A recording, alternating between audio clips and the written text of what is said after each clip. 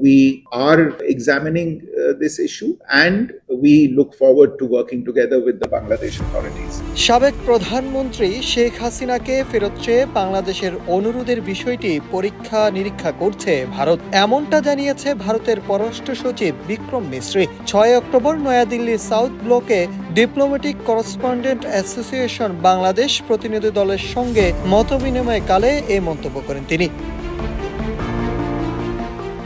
সাবেক প্রধানমন্ত্রী শেখ হাসিনাকে ফেরত পাঠাতে ভারতের প্রতি আহ্বান জানিয়েছে বাংলাদেশ। এ বিষয়ে প্রতিক্রিয়া জানতে চাইলে ভারতের পররাষ্ট্র সচিব বিক্রম মিশ্রি বলেন, এটি একটি আইনি ও বিচারিক প্রক্রিয়া। এর জন্য দুই দেশের সরকারের মধ্যে যোগাযোগ এবং পরামর্শ প্রয়োজন।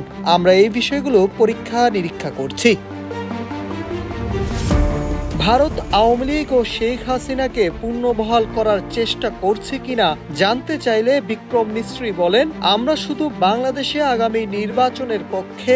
বাংলাদেশে একটি অবাধ, স্বচ্ছ এবং অংশগ্রহণমূলক নির্বাচন চাই। অংশগ্রহণমূলক নির্বাচন কেমন হবে তা নির্ধারণের দায়িত্ব বাংলাদেশের অথরিটি, সাধারণ মানুষ ও সিভিল সোসাইটির। নির্বাচন সারা বিশ্বের কাছে গ্রহণযোগ্য হবে সেটাই মাথায় রেখে বাংলাদেশ নিজের নির্বাচন আয়োজন করবে।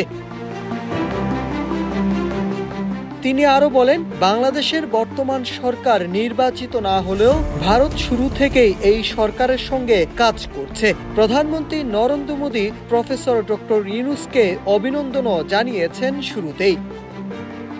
Nahid Hasan, news desk, Ittefaq.